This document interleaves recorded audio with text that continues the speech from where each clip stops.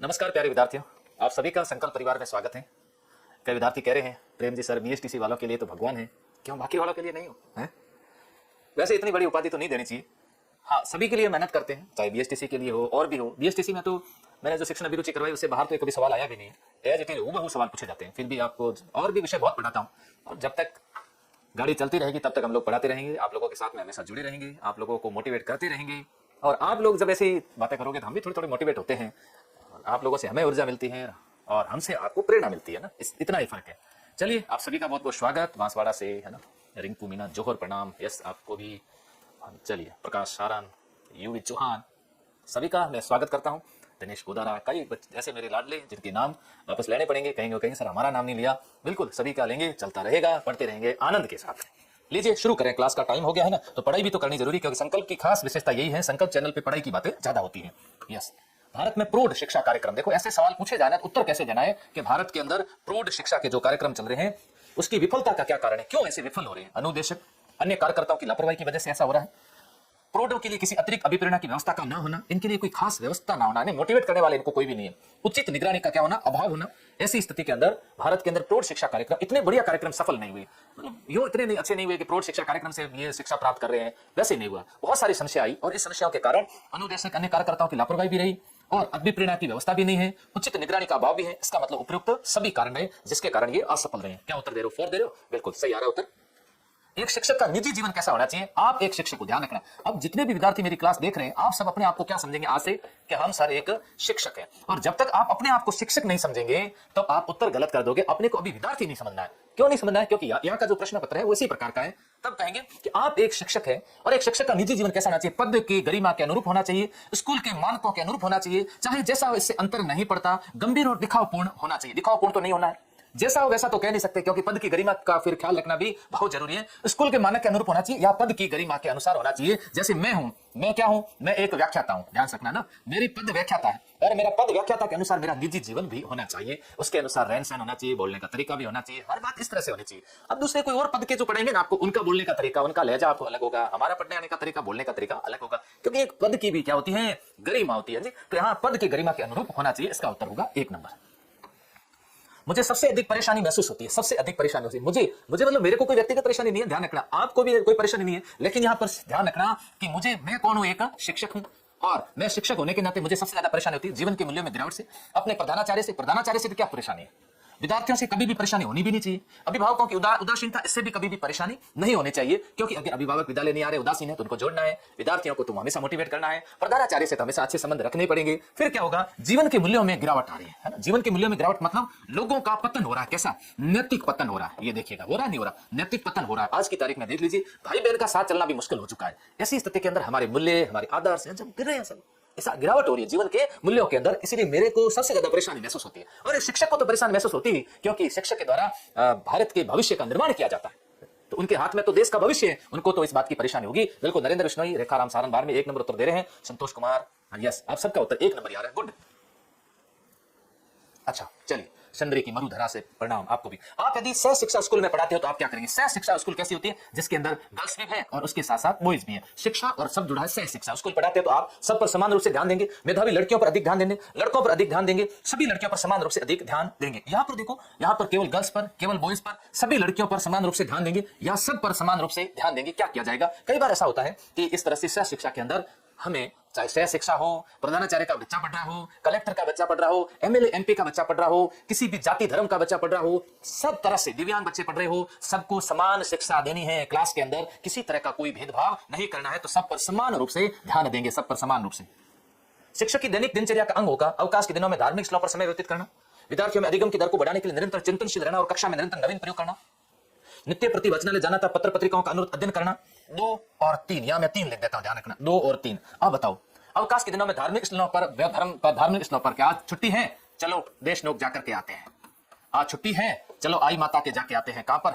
बिलाड़ा आई माता के यहाँ जाकर के आते हैं। या ऐसा करना चाहिए शिक्षक को। क्या करना चाहिए? यस, मोहित सर का है, मोहित सर को बुलाओ जी। मोहित सर की क्लास मॉर्निंग में शुरू होने वाली है बहुत जल्दी। इतने दिन आरएस वारिस में अब इंटरव्यू कॉल हो चुका है, हीरा है मोहित सर, आपके लिए क्लास लेकर के आएंगे, बेफिक्र है ना। तो यहाँ होगा 2 और 3 दोनों, 2 और 3 दोनों। विद्यार्थियों में अधिगम की दर बढ़ाने के लिए चिंतनशील भी होना चाहिए, साथ साथ नित्य प्रति वाचना जाना, तो पत्र पत्रिकाओं का अनवरत मतलब लगातार अध्ययन भी करना चाहिए। घूमने थोड़ा कम जाना पड़ेगा। आप कहोगे सर अब हम तो शिक्षक बनने के लिए यूनिवर्सिटी करेंगे, फिर हम घूमने नहीं जाएंगे? जाना जरूर, लेकिन ध्यान रहे पहला काम हमारा विद्यार्थी का ही है, हित है, और विद्यार्थी हित हमेशा आगे रहेगा। पत्र पत्रिकाएं पढ़ने से अध्ययन की आदत विकसित होती है, समसामयिक विषयों और घटनाओं की जानकारी प्राप्त होती है। उपयोग सभी देखो, पत्र पत्रिका पढ़ने से हमें दोनों फायदा मिलता है। शिक्षक को अपना जो खाली समय होता है उसमें क्या करना चाहिए, ऐसा कई बार प्रश्न पूछते हैं कि एक अध्यापक को खाली समय में क्या करना चाहिए, तो मैं यहां लिख देता हूं, अध्यापक के पास जब भी खाली समय हो तो उस समय पत्र पत्रिकाएं ज्यादा से ज्यादा पढ़नी चाहिए।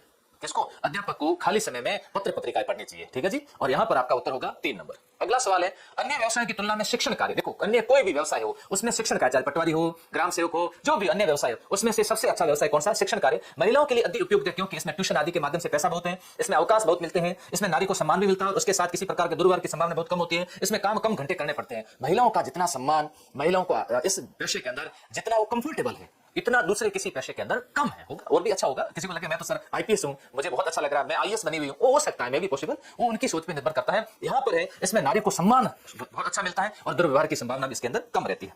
यदि आपके घर वालों को आपका शिक्षक बनना पसंद नहीं है तो आप क्या करेंगे? घर वालों के लिए नहीं बेटा, तुम तो डॉक्टर बनोगे, इंजीनियर बनाना है मुझे, मेरा बेटा तो कलेक्टर बनेगा, लेकिन बेटे को तो टीचर बनना है, मेरी बेटी तो आईपीएस बनेगी, बेटी को टीचर बनना है। फिर ऐसी स्थिति में आप लोग क्या करोगे? उनकी इच्छा अनुसार कोई दूसरा व्यवसाय चुनेंगे, शिक्षण कार्य के पक्ष में दलील देंगे, शिक्षक बनने का विचार छोड़ देंगे, घर वालों की कोई परवाह नहीं करेंगे। ऐसा क्या किया जाएगा? कोई परवाह नहीं करेंगे, ऐसा तो हो नहीं सकता। उनकी इच्छा अनुसार दूसरा व्यवसाय चुनेंगे। व्यवसाय कभी भी ध्यान रखना, कई बार विद्यार्थी पूछते सर मुझे क्या करना चाहिए, जो आपकी रुचि हो वही आपको करना चाहिए। इसके लिए शिक्षण कार्य के पक्ष में दलील देंगे और उनको कहेंगे शिक्षक राधा कृष्ण के अनुयायी होते हैं और उनके पद चिन्हों पर चलने वाले होते हैं, तो ऐसी स्थिति के अंदर शिक्षक का जितना सम्मान है उसका किसी और का है क्या? कलेक्टर तो शिक्षक से तो बड़े होते हैं, तो मैं तो शिक्षक बनूंगा। इसलिए उनको ऐसे बातों से पक्ष में लीजिए, तो उसके पक्ष में दलील देनी चाहिए। उत्तर होगा 2 नंबर।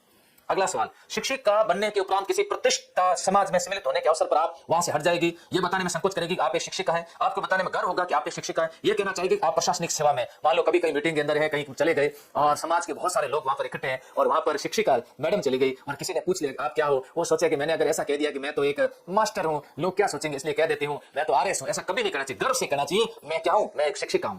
अब आपसे सामने सवाल आएगा, आप क्या बनना पसंद करेंगे? शिक्षक बनना पसंद करेंगे या फिर आईएएस आरएस बनना पसंद करेंगे, पुलिस में जाना पसंद करेंगे? आपका उत्तर होना चाहिए हम शिक्षक बनना पसंद करेंगे। विद्यालय में सभी शिक्षकों को समय पर आना चाहिए, विद्यालय में सभी शिक्षकों को समय पर आना चाहिए, विद्यालय में अनुशासन कायम हो सकेगा, विद्यालय के सभी कार्यक्रम समय पर हो सकेंगे, विद्यार्थियों में अच्छी आदतों का विकास हो सकेगा। उपरोक्त सभी, बताओ उसका उत्तर क्या होगा? जल्दी से उत्तर दीजिए।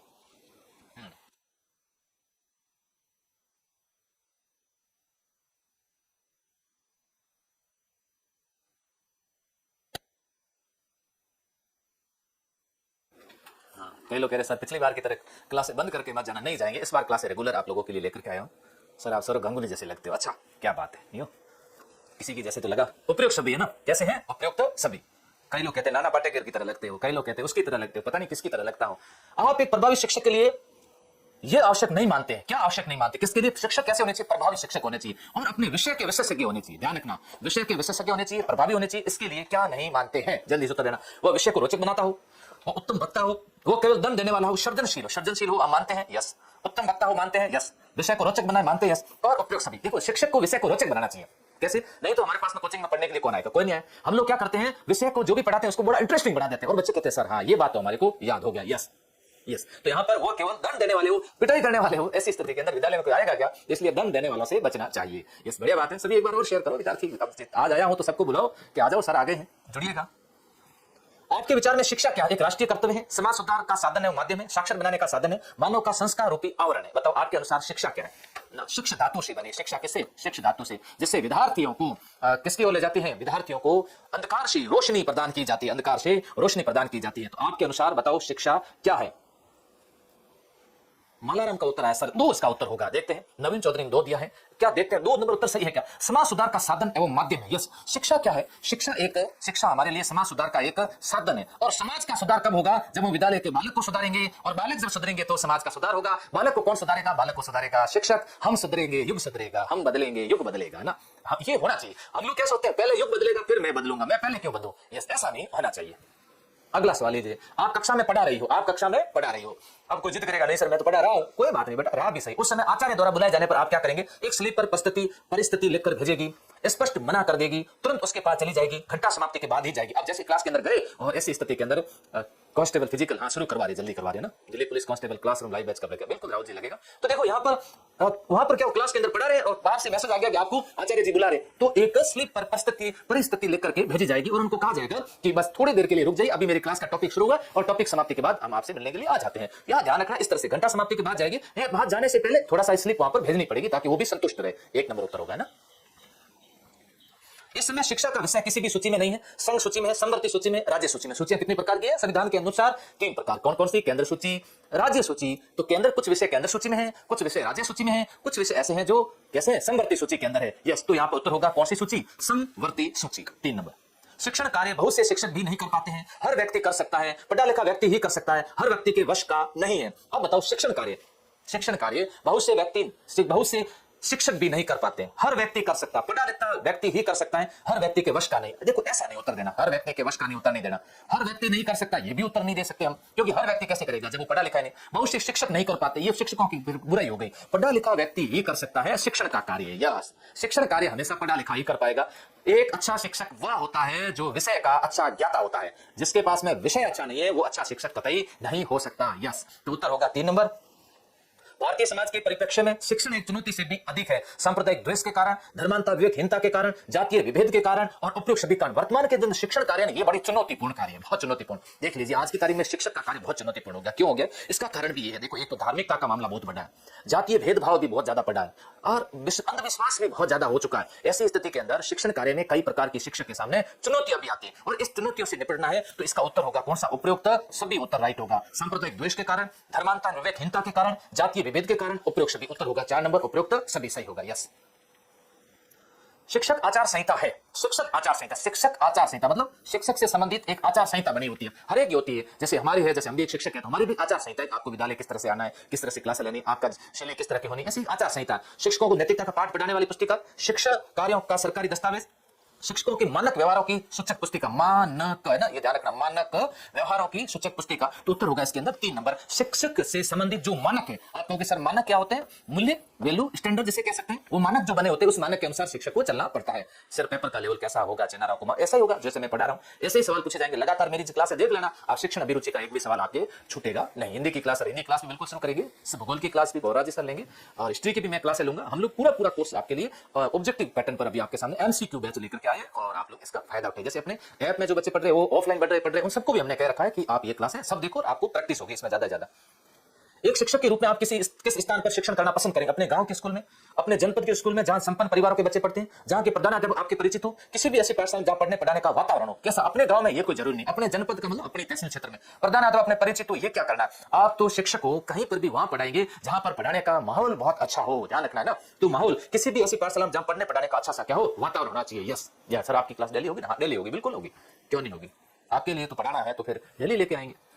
पेपर कब होगा? हो जाएगा, पेपर की चिंता मत करो, अपने पढ़ाई। आधारभूत शिक्षा से क्या अभिप्राय? न्यूनतम अधिगम, घटिया अधिगम, शिक्षण पद्धति, किसी भी अधिगम का आधार। अब एक आधारभूत अधिगम, न्यूनतम अधिगम कह सकते हैं नहीं, घटिया अधिगम नहीं कह सकते, शिक्षण पद्धति या फिर किसी भी अधिगम का आधार। आधार का मतलब होता है नींव, अधिगम का मतलब क्या होता है? यहाँ पर कैसे कई बातें कि सर अधिगम का मतलब क्या होता है? अधिगम का मतलब होता है सीखना, किसी भी सीखने का क्या होना चाहिए? आधार होना चाहिए। जब किसी भी सीखने का जब आधार होता है उसे अधिगम का आधार, किसी भी अधिगम का आधार कहते हैं, उसे नींव कहते हैं। तो यहाँ पर आधारभूत शिक्षा से तात्पर्य है किसी भी अधिगम का आधार या फिर नींव होती है। चलिए अगला सवाल सब उत्तर देंगे। टैगोर का शांति निकेतन को प्रभावित करने वाला विचार था शांति निकेतन, हम सब समान हैं, प्रकृति सबसे अच्छी मित्र है, विद्यालय के लिए भवन हो, अनुशासन नहीं होना चाहिए। देखो अनुशासन होना चाहिए सर, ये उत्तर गलत है, बिल्कुल गलत। हम सब समान है ये ठीक है, विद्यालय के लिए भवन हो ये भी ठीक है, प्रकृति सबसे अच्छी मित्र है, बिल्कुल ये सबसे अच्छा। शिक्षक का मित्र कौन है? अब आप उत्तर दीजिए, शिक्षक का मित्र कौन है? बताओ शिक्षक का मित्र कौन कौन है जी, ये आपको उत्तर देना है। शिक्षक का मित्र,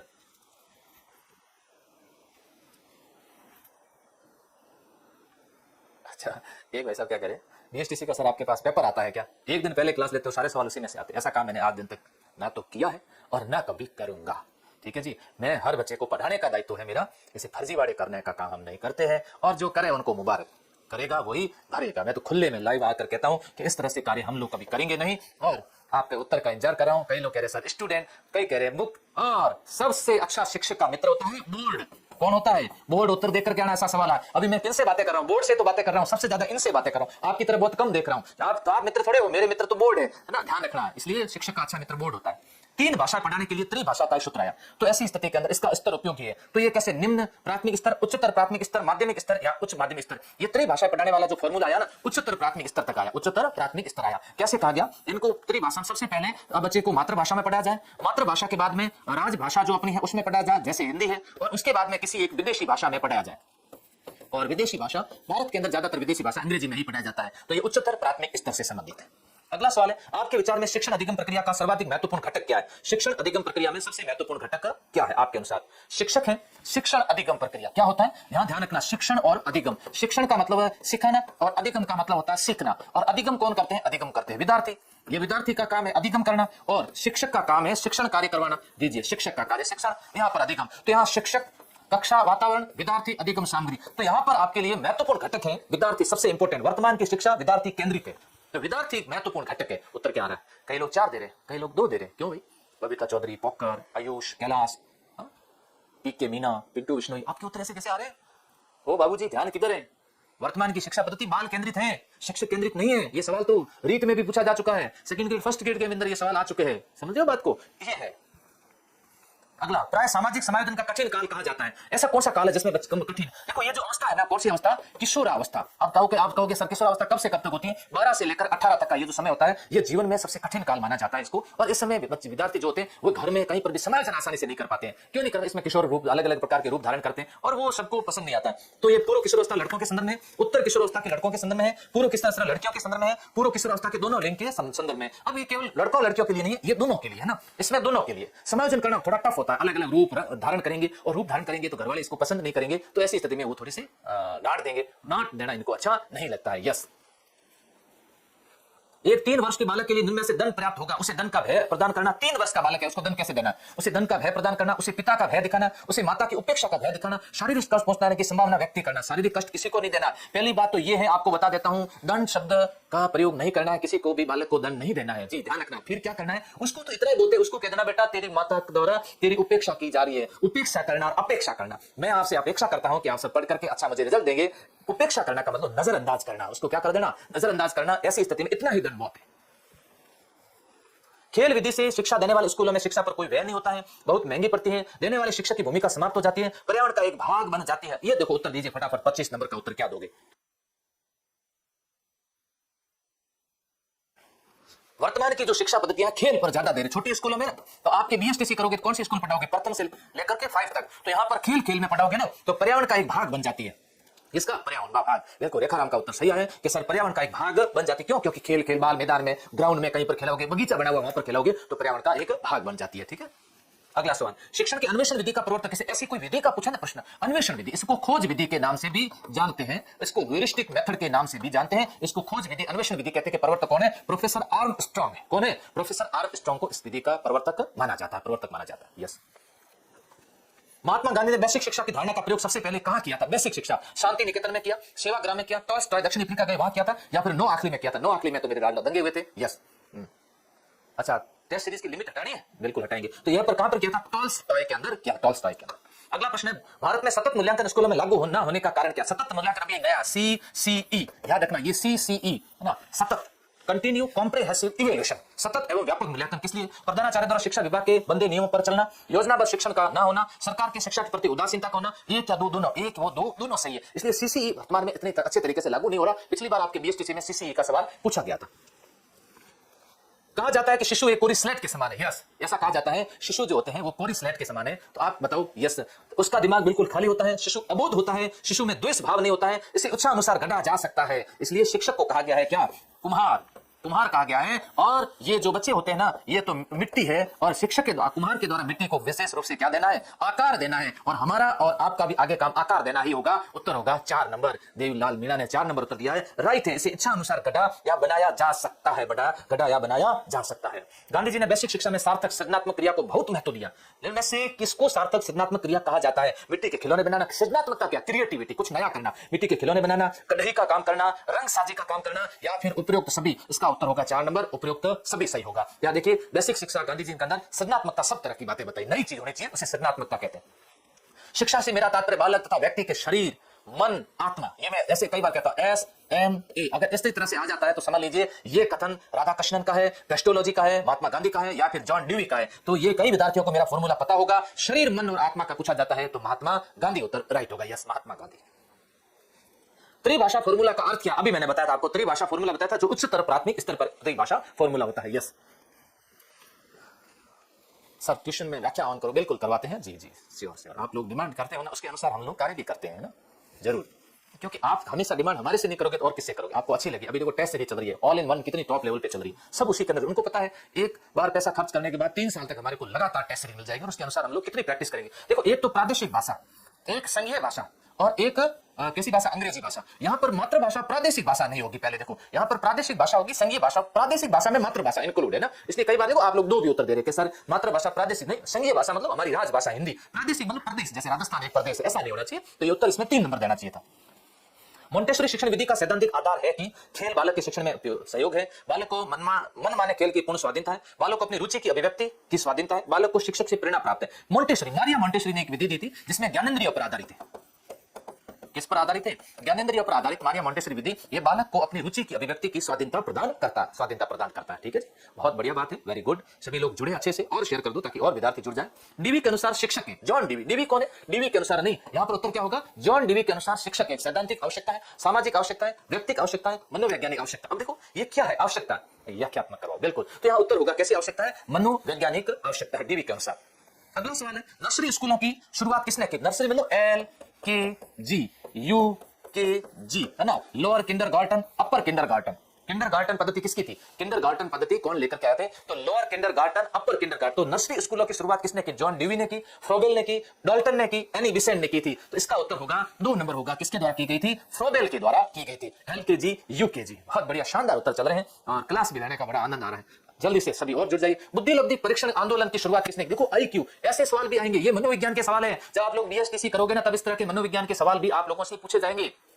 मैं अभी मनोविज्ञान पढ़ाता हूं, डाइट में भी ये पढ़ाता रहता हूं, तो ये मनोविज्ञान के सवाल है। बुद्धि लब्धि परीक्षण एडलर का है, अल्फ्रेड बिने का है। फ्रांस के रहने वाले मनोवैज्ञानिक अल्फ्रेड बिने के द्वारा 1905 ईस्वी के अंदर बुद्धि परीक्षण है ना आंदोलन की शुरुआत की थी। आंदोलन की शुरुआत उसके बाद टर्मन के द्वारा बुद्धि लब्धि ज्ञात करने का सूत्र दिया था, MA/CA × 100। आप कहोगे ये सर क्या है? मानसिक आयु बटा वास्तविक आयु × 100। ये बुद्धि लब्धि ज्ञात की जाती है, एक किसी भी बालक के अंदर कितनी बुद्धि। कैसे ज्ञात करेंगे? पहले टेस्ट लेना पड़ेगा, टेस्ट के आधार पर उनके अंक कितने आए उसके अनुसार अंक आया तो मानसिक आयु है, वास्तविक आयु उसकी खुद की उम्र होगी, उसके अनुसार अंक मतलब वो एक बच्चा अंक जो देगा वो उसको कितने उम्र के बच्चे हल कर सकते हैं उसके अनुसार उसकी उम्र मानी जाएगी, उसके अनुसार उसकी उम्र मानी जाती है। पठन पाठन विधि के निम्नलिखित में से किस चरण पर शिक्षक को सबसे अधिक समय देना चाहिए? पठन पाठन विधि के, है ना, पठन पाठन विधि में सामान्यकरण, तैयारी, प्रस्तुतिकरण या फिर तुलना। देखो यहाँ पर ये टीचिंग के स्टेप होते हैं। अब जब टीचर पढ़ा रहा है, अब जब टीचर पठन पाठन का कार्य कर रहा है तो उस समय उसको प्रस्तुतिकरण पर सबसे ज्यादा बल देना चाहिए। किस पर? प्रस्तुतिकरण पर सबसे ज्यादा बल। प्रस्तुतिकरण का मतलब क्या होता है? प्रस्तुत करना। जैसे अभी मैं आपके सामने क्या कर रहा हूं? प्रस्तुत कर रहा हूं। यस, उसे प्रस्तुतिकरण पर बल देना चाहिए। यस, चलिए अगली बात की ओर चलते हैं। यहाँ कक्षा शिक्षण की विश्लेषणात्मक विधि के अधीन विद्यार्थी 2 प्रकार की विधि होती है। एक विधि को कहते हैं संश्लेषणात्मक, है ना, कैसी विधि? संश्लेषणात्मक विधि, और दूसरी को कहते हैं विश्लेषणात्मक विधि। ऐसे ऐसे आपको 2 मेथड और पढ़ने पड़ते हैं जो गणित और विज्ञान में खूब काम आते हैं। एक को कहते हैं आगमन विधि, दूसरी को कहते हैं निगमन विधि। यस, यहाँ पर 2 ज्ञात तथ्यों की तुलना करता है, अज्ञात से ज्ञात की ओर बढ़ता है, ज्ञात से अज्ञात की ओर बढ़ता है, 2 ज्ञात तथ्यों का विश्लेषण करता है। तो यहाँ जो विश्लेषण मेथड होते हैं उसके अंदर बच्चे हमेशा अज्ञात से किसकी ओर बढ़ते हैं? ज्ञात की ओर बढ़ते हैं। पहले उनके सामने अज्ञात होता है, धीरे धीरे बढ़ते बढ़ते ज्ञात कर लेते हैं। और इधर जो होता है इसमें ज्ञात से अज्ञात की ओर बढ़ते हैं। किसके अंदर? जो कौन सी विधि होती है? संश्लेषण विधि के अंदर इस तरह से होता है, संश्लेषण विधि में ये होता है। ठीक है जी, बहुत बढ़िया बात है, वेरी गुड, शानदार। आप सभी का प्यार स्नेह इसी तरह से बना रहे और इसी तरह से आप जुड़े रहे। हम लोग आपके लिए बहुत बढ़िया बढ़िया क्लासेस लेकर के आएंगे। बहुत अच्छा लगा। यस, केवल एक शिक्षक वाले स्कूलों में सबसे कठिनाई की बात तब पैदा होती है। केवल एक शिक्षक, कई बार ऐसा होता है एक ही शिक्षक होते हैं। जैसे हम लोग जाते हैं स्कूलों की चेकिंग करने के लिए, डाइट में ऐसा होता है, वहां जाते हैं तो एक ही शिक्षक होते हैं पूरे स्कूल के अंदर, 5वीं तक के स्कूल के अंदर। अब बताओ उनको क्या करना है? जब शिक्षक विद्यार्थियों की पसंद का ना हो, जब शिक्षक लंबी छुट्टी पर चला जाए, तब समस्या क्या, कठिनाई क्या पैदा हो जाती है? जब विद्यार्थी अनुशासनहीन हो जाए, जब स्कूल का समय विद्यार्थी अनुरूप हो, ये कुछ भी समस्या नहीं होती है। अब बताओ जब शिक्षक लंबी छुट्टी पर चले जाएंगे तो ऐसी स्थिति के अंदर क्या होगा? कुछ नहीं होगा। इस विद्यालय के अंदर एक शिक्षक है, कितना शिक्षक है? 1 शिक्षक है, और ये छुट्टी पे चले जाएंगे। इस विद्यालय के अंदर कितने शिक्षक है? A, B और C को यहाँ डेपुटेशन पे भेज दिया जाएगा। व्यवस्था अच्छी की जा सकती है, व्यवस्थाओं को संभाला जा सकता है, लेकिन अगर ऐसा हो तो दिक्कत हो सकती है। बुनियादी शिक्षा का आधार आर्थिक है, इसमें शिक्षा का आधार अधिक है। इससे पाठ्य विषयों की अपेक्षा विद्यार्थियों को प्रधानता दी जाती है। इसमें हस्तशिल्प को प्रधानता दी जाती है। इसमें ज्ञानेंद्रियों की शिक्षा दी जाती है। उत्तर दो फटाफट इसका।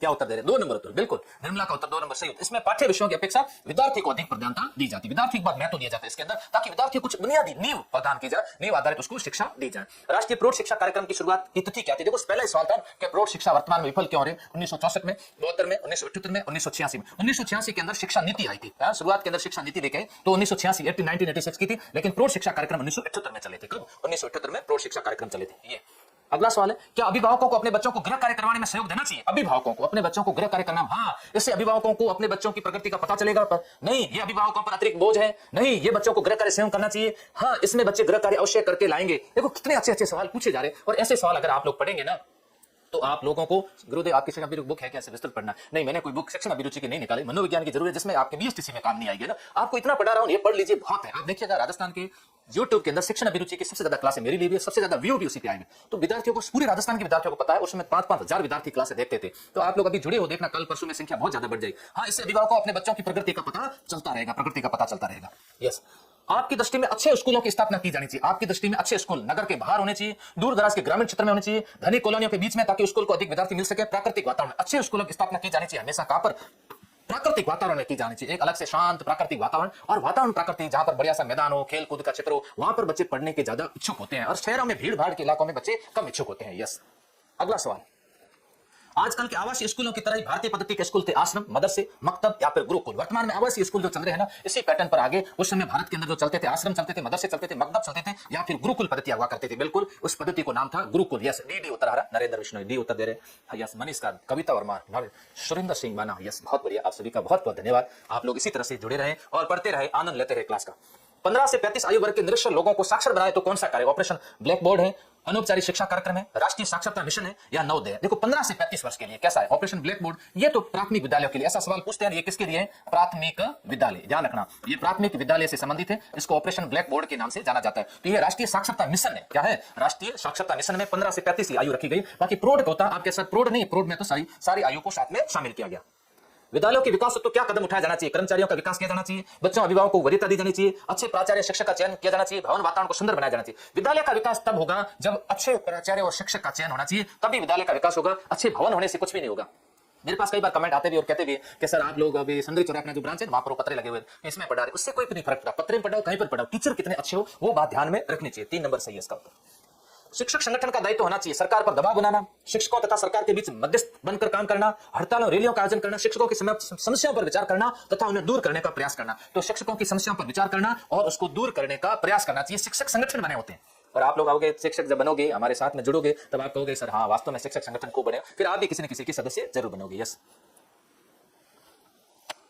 कोई विद्यार्थी यदि शिक्षक के निरंतर प्रयास के बावजूद बार बार कक्षा में अनुत्तीर्ण हो रहा है तो इसका संभावित कारण क्या हो सकता है? विद्यार्थी का उद्दंड होना, अभिभावक का उस पर ध्यान न देना, विद्यार्थी की बुद्धि औसत से बहुत नीचे होना, उपयुक्त शब्द। अगर वो बार बार हो रहा है, एक तो विद्यार्थी उद्दंड हो सकता है, अभिभावक उस पर ध्यान भी नहीं दे रहे, विद्यार्थी बुद्धि औसत बुद्धि से नीचे होना, उपयुक्त सभी सही है। 4 नंबर उत्तर इसका सही है, उपयुक्त सभी सही। ऐसा हो सकता है ना, मे बी पॉसिबल। स्कूलों में विभिन्न कक्षाओं में प्रवेश देने हेतु आरक्षण का आधार होना चाहिए। विद्यार्थी का अशिक्षित पिछड़ा परिवार परिवेश, विद्यार्थी खराब आर्थिक स्थिति, विद्यार्थी जाति और धर्म। देखो जातीय धर्म ना हो सोना, या शिक्षित तो पिछड़ा होना चाहिए। जातीय धर्म की अपेक्षा कैसा होना चाहिए? आर्थिक स्थिति के आधार पर विद्यार्थी को लिया जाना चाहिए। अब ये जातीय धर्म के आधार पर देखो कुछ अच्छे जाति धर्म में अच्छे अच्छे समाज है जिनमें आज की तारीख में उनको लगता ही नहीं कि आरक्षण की आवश्यकता, वो तो बहुत बढ़िया तरीके से पढ़ रहे हैं, उनके बच्चे IAS IPS बन रहे हैं और वो जनरल की कैटेगरी के अंदर सिलेक्शन आ रहे हैं, उनको हो रहे हैं क्योंकि वो बहुत अच्छी मेहनत भी करे। अब उसी समुदाय के अंदर कुछ बच्चे ऐसे भी है जो पिछड़े हैं, उनको मौका दिया जाना, जैसे अशिक्षित और पिछड़ा पारिवारिक परिवेश है या फिर आर्थिक स्थिति खराब है, जैसे अभी दिया ना आर्थिक स्थिति को आरक्षण हुआ EWS में, 1 और 2 दोनों, राइट, 1 और 2। फिर है एक शिक्षक को अन्य दायित्व इसलिए लेने चाहिए क्योंकि इससे शिक्षार्थियों में लोकप्रिय बनते हैं, इससे प्रशासन को सहयोग मिलता है, इससे नए अनुभव प्राप्त होते हैं, इससे प्राचार्य खुश होते हैं। तो इससे अगर कुछ एक अन्य दायित्व कोई और दे दिया, शिक्षक को दे दिया गया, अब वो शिक्षक क्या करेंगे? जब उनको अन्य दायित्व मिल गया है तो इससे नए अनुभव प्राप्त होते हैं। क्या होते हैं? नए अनुभव प्राप्त होते हैं। तो ये लीजिए आपके सामने आज के ये 50। यस, कौन सा सर? जयंती चौधरी का सर जी समझ में नहीं आया। जयंती जी कौन सा सवाल समझे वो लिखो तो मैं पूरा पूरा वापस समझा दूं और बहुत सरल तरीके से और समझा दूं। और आप सभी लाइक कर दीजिए, एक बार वीडियो को लाइक तो करना चाहिए, जितनी संख्या में जुड़ते हो फिर आप लाइक करना भूल जाते हो। आप सभी लोग लाइक करें और आप सभी को अच्छे कमेंट करके जरूर बताना कि आज की क्लास आपको कैसी लगी। मैं और अच्छे तरीके से आपके सामने ले आऊंगा और ऐसा ही सेशन आपका चलता रहेगा। यस, अब वो देखो आ जाता है उनका सवाल का, क्या कौन सा सवाल समझाना तो मैं वापस जयंत इनका 49 नंबर समझाओ। अच्छा 49 नंबर में क्या होता है, स्कूल में विभिन्न कक्षा में प्रवेश आरक्षण का आधार क्या, आरक्षण कैसा होना चाहिए, तो आरक्षण विद्यार्थी अशिक्षित पिछड़ा परिवार वाले होते हैं, जैसे अशिक्षित परिवार पिछड़े परिवार वालों को दो, और खराब आर्थिक स्थिति जाति धर्म के आधार पर आरक्षण, जैसे हिंदू है, इससे ईसाई है, सिख है, इसलिए आरक्षण होना चाहिए, ऐसा आरक्षण नहीं होना चाहिए। यस, तो और इसे आपका उत्तर होगा कितने नंबर, 4 नंबर। सर पुलिस में नहीं हुआ, कोई बात नहीं, ऐसा होता रहता है, कभी एक एग्जाम में हो ऐसा कोई जरूरी नहीं है, आगे नेक्स्ट एग्जाम उसके अंदर होता रहेगा। पढ़ते रहो, मस्त रहो और डेली हमारे साथ जुड़े रहिए। आप सभी का बहुत बहुत धन्यवाद। जय हिंद, जय भारत।